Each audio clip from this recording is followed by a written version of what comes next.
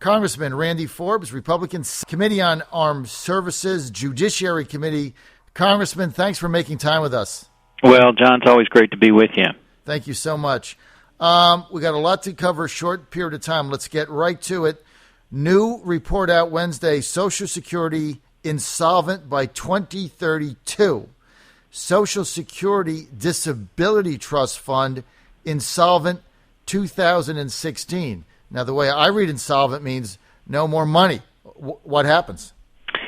Well, John, one of the things that we've been saying for a long time, whether you look at Medicare, whether you look at Social Security, you cannot continue to expand programs. You can't continue to stretch the spending where we're doing and expect that you're going to have solvency in any of these programs. And it's not just Social Security. It's not just Medicare. We're looking at it in pension funds across the country and in a lot of other places. So I think one of the things that we've got to continue to do is we've got to stop pulling money out of the Social Security Trust Fund, which has happened for a long period of time, and we've got to take the steps we need to make sure that fund's going to be solvent well into the future. I think we'll be able to do that. I'm optimistic we're going to do that.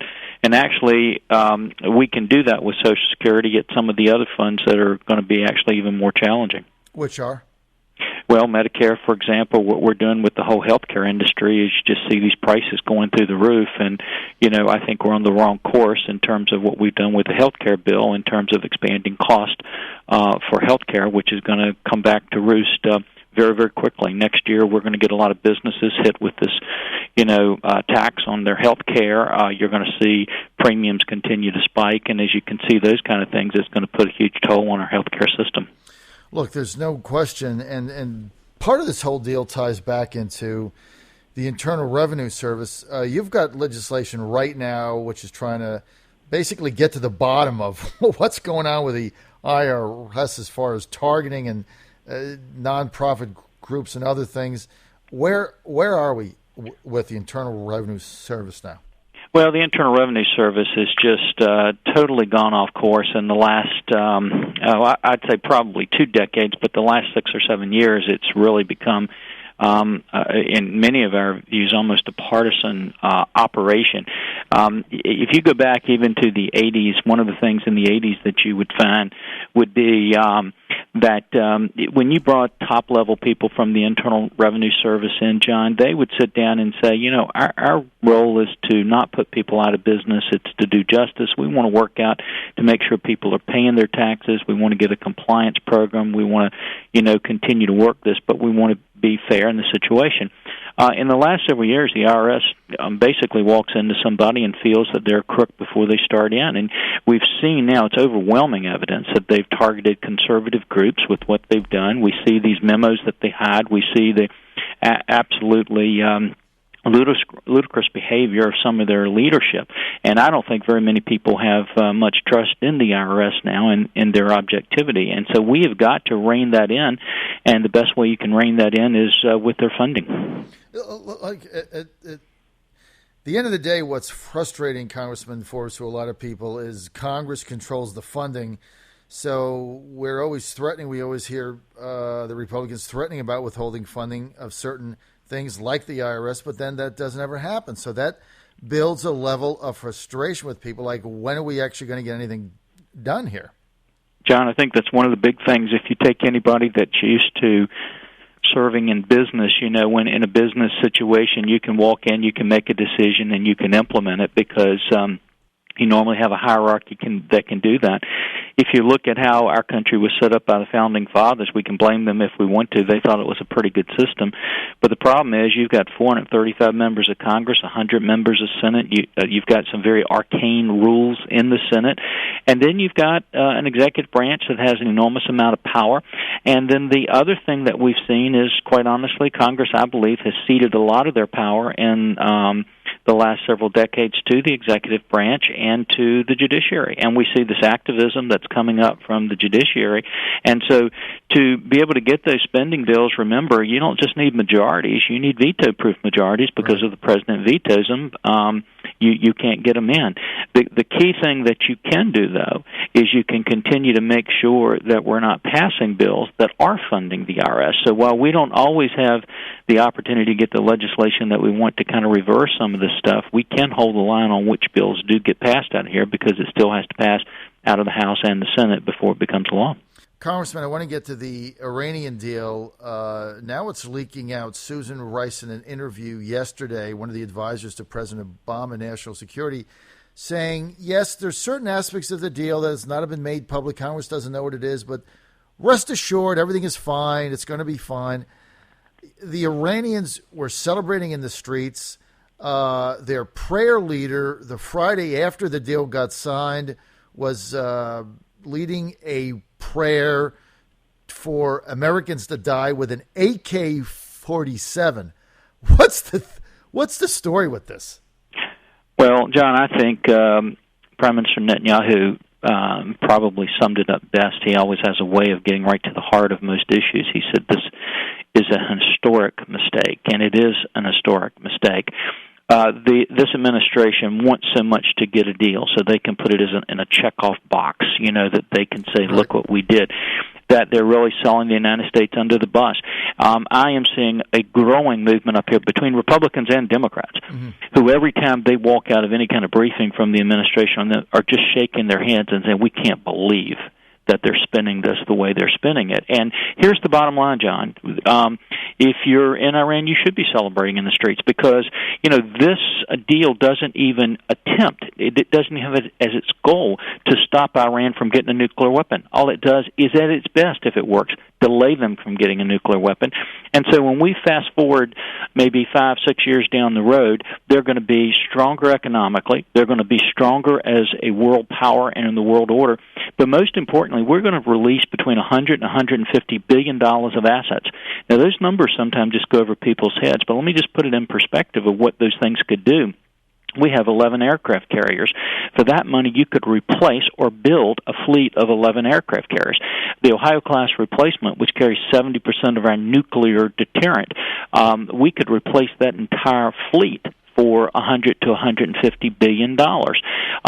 So you can build a lot of military capacity in with those kind of dollars, and we can't just go back later and say, whoops, we made a mistake, give us the money back, because you're not going to get it. So anybody that I see seriously looking at this from a military situation, who gets the classified briefings and knows what's really going on, realizes that Netanyahu is probably right. This is an historic mistake. We hope we can stop it. Even if it's defeated in Congress, it's going to go to President Obama. He's already threatened to veto the veto, if you will. There's no way you're going to get 2/3 to get this overridden. Everybody knows that. So the question becomes, if there was a new president in 2017, a Republican president, and this deal is as bad as everybody's saying it is, but we're stuck with it, can it be changed? Can it be stopped? Can it be overturned? Or is this it? You won't. Well, first of all, I'm not going to throw in the towel that we can't get that veto-proof majority, because, like I said, we're seeing more and more Democrats who are coming up, and you don't see a lot of the Democrats out here beating the drum saying this is a wonderful deal. They know it's a bad deal. So I don't think we should throw that towel in just yet. The second thing is, once you signed a treaty, the problem is you start releasing these assets and everything, John. It's going to be hard to reel it back in. Right. Can you mitigate some of it? Absolutely. But can you take away some of the big harm that's here? Probably not. That's why, we need to make an all-out effort to try to stop it. So would Obama's veto of the veto, if you will, have to be overridden in two houses? Yes. So if you get 67% in the House, but only get 65 in the Senate, it's still law. That's correct. That's going to be very, very tough to beat. Somehow we all know they're going to find, 34 senators on the other side to make this thing happen. But there's no question, right. John, we've got an uphill battle. But, this is so important, not just to the United States, but to our allies and to the world, that we've got to do everything we can to try to stop it. Congressman Randy Forbes with us on the John Fredericks Show. Congressman, couple more minutes.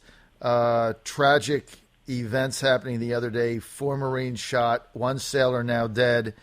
Ash Carter, Secretary of Defense, says, well, what we need to do is have them put on civilian clothes, take off their Marine fatigues. I was just stunned by that statement. Is that where we're heading now? Well, I'm stunned by the statement. I'm stunned by the fact we didn't even fly the flag at half-mast for these individuals. I mean, we have got to step up to the plate and recognize these attacks for what they are. We have got some huge problems, John. It's not just one area, but we've got to protect not just our military people here, but also all of our citizens. We see this situation with Ms. Stanley, out in California. All of that should be very, very concerning to us. What I worry about with this administration is what's their plan, and most of the time they don't have a plan to do it. They just have rhetoric.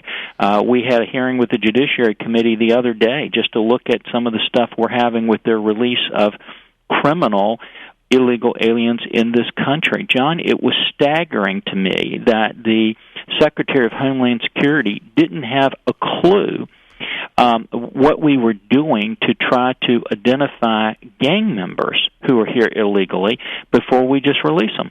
And they say that's one of their top priorities, but John, they're not doing anything at all to even get the data points to see if they have a strategy or if it's working. So I think the first thing we need to recognize is that we're in a different era. We're in a new era, and we've got to make sure that we're, first of all, developing a strategy. And, a lot of our military people are saying, hey, at least give us the ability to protect ourselves, in those kind of situations, which may be something we need to look at. Congressman, 2 more minutes, 2 more questions. Let's get to the Trans-Pacific Partnership trade deal. Fast track went through. Okay, we understand that. Have you made a decision now on where you are on the actual trade deal? John, I haven't, and the reason is because we haven't seen all the details of that deal. We're continuing to examine that. As I told you, I think having that trade situation is vitally important. It's not just important economically; it's important, hugely important for us from a military perspective. But again, a bad deal is worse than no deal at all. So we are continuing to go through that deal, to look at these side arrangements that may be out there to make sure we found that, and we won't make a decision until we have completely analyzed that and run down at least all that information that we can. I imagine that's at least probably a month away or more. The EPA has a new rule, a new mandate to reduce the level of ozone levels throughout Virginia. I've got studies here coming to me every day saying it's going to cost us 39,000 jobs annually in Virginia. It's going to cause people's the average energy bill that people have, if you're on a fixed income, low income, whatever, to go up by as much as 35%. Can Congress do anything to stop this EPA and this ridiculous ozone deal in Virginia? John, the unfortunate thing, as you know, is it's not just this deal, it's not just this move by EPA. These agencies have just taken on a new mantle where they do not look at the objective facts. They are making regulations without having a nexus between what they're trying to stop and actually what they're doing. And Virginia, along with many states around the country, are going to get pounded because you're getting pounded, as you mentioned correctly, with the additional electrical costs that we're going to have in families and costs for heating and cooling your homes, but also just the economic growth in Virginia. I mean, but when you add 3 things together, you kind of add what's happening to the military cuts and the things that they are doing to shift things away from Virginia that has long been a strength for us economically. When you look at what the EPA is doing in terms of the cost, not just to do business, but just to live and to exist in Virginia, and then you add this kind of assault on the business community, which every business industry will tell you that these regulators just view them as crooks now, not as partners in building this country and keeping us going. It is incredibly tough because the agencies have a lot of power that they can do. I come back to say here's the biggest thing we can do, which is not just the funding, but it's having hearings to shed light on these things because, believe it or not, sometime when you get that light on, the public realizes it, and all of a sudden that kind of pressure turns these agencies around. But they are a huge attack on the economy in Virginia and on this country.